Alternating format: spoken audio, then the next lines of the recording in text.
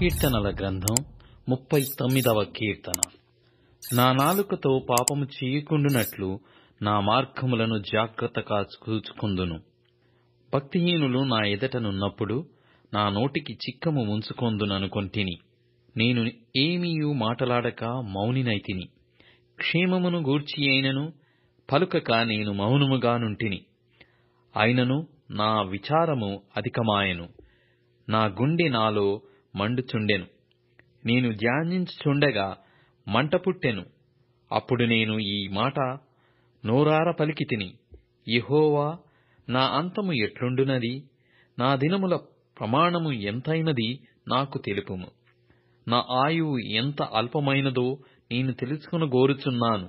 నా దినముల పరిమాణము నీవు బెత్తెడంతగా చేసియున్నావు.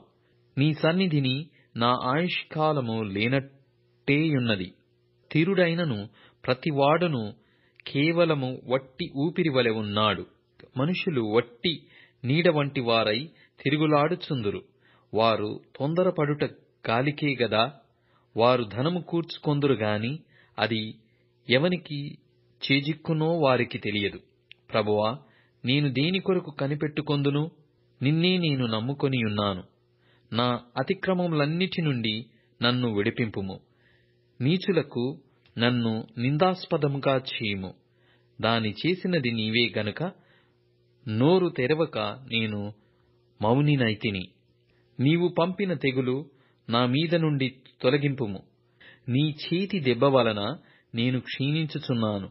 దోషములను బట్టి నీవు మనుష్యులను గద్దింపులతో శిక్షించునప్పుడు చిమ్మట కొట్టిన వస్త్రము వలె నీవు వారి అందము చెడగొట్టెదవు. నరులందరూ వట్టి ఊపిరి వంటి వారు. యెహోవా, నా ప్రార్థన ఆలకింపుము. నా మొర చెవియొగ్గుము. నా కన్నీళ్లు చూచి మౌనముగా నుండకుము. నీ దృష్టికి నేను అతిథి వంటి వాడను. నా పితరులందరి వలె నేను పరవాసినైయున్నాను. నేను వెళ్లిపోయి లేకపోక మునుపు నేను తెప్పరిల్లునట్లు నన్ను కోపముతో చూడకుము.